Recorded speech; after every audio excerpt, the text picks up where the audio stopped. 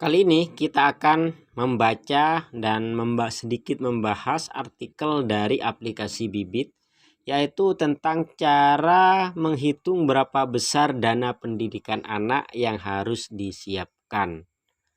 Ini sangat menarik dan sangat penting buat Anda yang ingin merencanakan masa depan buah hati Anda. Nah, untuk lebih jelasnya seperti apa, yuk kita simak video ini hingga selesai.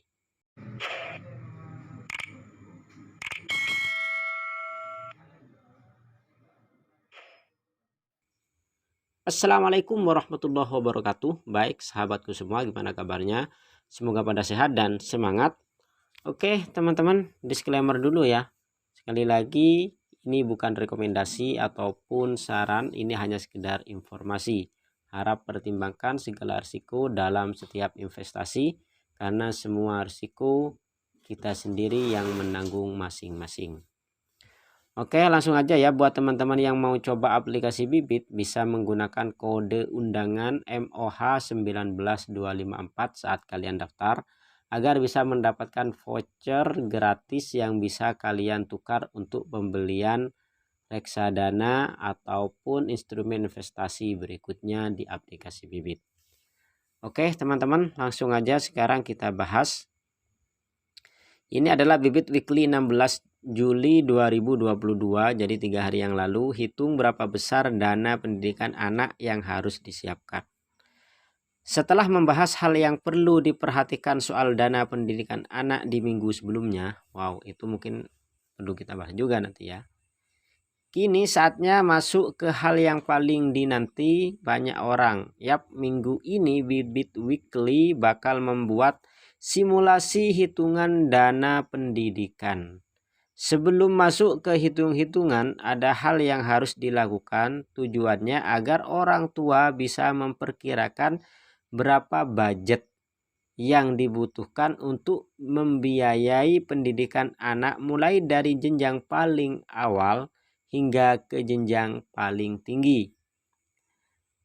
Yang pertama, cari tahu besarnya biaya setiap jenjang pendidikan. Jadi, kali kita cari tahu mulai dari TK, SD, SMP, SMA sampai perguruan tinggi. Itu sih kalau sekolah umum ya. Mungkin kalau yang pesantren bisa juga kalian cari tahu biayanya. Kemudian cari tahu besaran biaya setiap jenjang pendidikan. Setiap tahun biaya pendidikan mengalami kenaikan dari level yang awal seperti TK sampai perguruan tinggi, sehingga orang tua sebaiknya melakukan riset dan survei agar bisa memperoleh sekolah yang diinginkan sesuai budget. Berikut adalah tabel rata-rata uang pangkal berdasarkan survei Bibit untuk lokasi sekolah di Jabotabek. Survei tersebut dilakukan di beberapa sekolah mulai dari sekolah negeri hingga sekolah swasta. Untuk TK, Taman Kanak-kanak, uang pangkal 10 juta. SD 18 juta. SMP 28 juta. SMA 38 juta. Dan perguruan tinggi 60 juta. Nah, kalau sudah ketemu kira-kira biayanya seperti ini, hitung dan tentukan target. Seandainya saat ini kamu memiliki anak usia 1 tahun dan sedang mengumpulkan dana pendidikan, maka ada waktu 3 tahun lagi untuk masuk TK. Kemudian ada waktu 5 tahun lagi untuk masuk SD, 11 tahun untuk masuk SMP, 14 tahun menuju SMA, dan sampai yang tertinggi yaitu 17 tahun lagi untuk masuk perguruan tinggi. Simak tabel di bawah ini untuk mengetahui simulasi perhitungan berapa yang harus disiapkan untuk dana pendidikan setiap bulannya. Untuk TK, besaran uang pangkal 10 juta, berapa tahun? Itu adalah 3 tahun. Potensi imbal hasil per tahunnya misalkan 3%. Nabung per bulannya adalah 270 dengan jangka waktu 3 tahun. Kenapa kok 3 tahun? Karena kita punya anak yang umurnya 1 tahun, jadi kurang lebih 3 tahun kita harus mempersiapkan tabungan dimana kita tiap bulannya nabungnya 270.000. Potensi imbal hasilnya itu adalah 3%. Kemudian kalau SD jangka waktunya 5 tahun 18 juta, berarti tiap bulan 250.000 dengan imbal hasil kurang lebih 7%. Kemudian SMP 28 juta 11 tahun 10% kurang lebih 117.000. SMA 38 juta 14 tahun 10% itu hanya 105.000. Kemudian perguruan tinggi 60 juta 17 tahun 12% per bulannya 91.000. Jadi semakin tinggi semakin kecil. Kenapa? Karena durasi waktunya semakin lama. Ya, mulai dari 3 tahun, 5 tahun, 11 tahun, 14 tahun sampai 17 tahun. Maka total tabungan per bulannya adalah 833.000 untuk satu anak. Itu sudah cukup untuk biaya masa depan pendidikan mereka.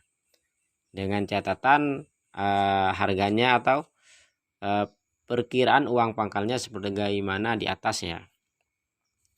Kemudian catatan khusus, kenapa sebaiknya menyiapkan dana pendidikan sampai level perguruan tinggi, padahal itu masih jauh sekali. Karena semakin cepat kamu mengumpulkan dana pendidikan, maka cicilan alias nabung bulanan akan semakin kecil, seperti kalian lihat tadi. Namun, jika berdasarkan hitungan budget bulanan kamu merasa belum mampu, maka tentukan skala prioritas. Misal, yang paling mendekati adalah untuk jenjang TK dan SD, maka fokus saja ke tujuan tersebut. Jadi kalau memang belum cukup sampai 800.000 ya ambil 2 aja yang paling dekat, yaitu TK dan SD. Berarti 270.000 ditambah 250.000 menjadi 530.000. Oke, lanjut. Yang juga penting dan harus diingat adalah inflasi. Usahakan mengecek biaya pendidikan setiap tahunnya.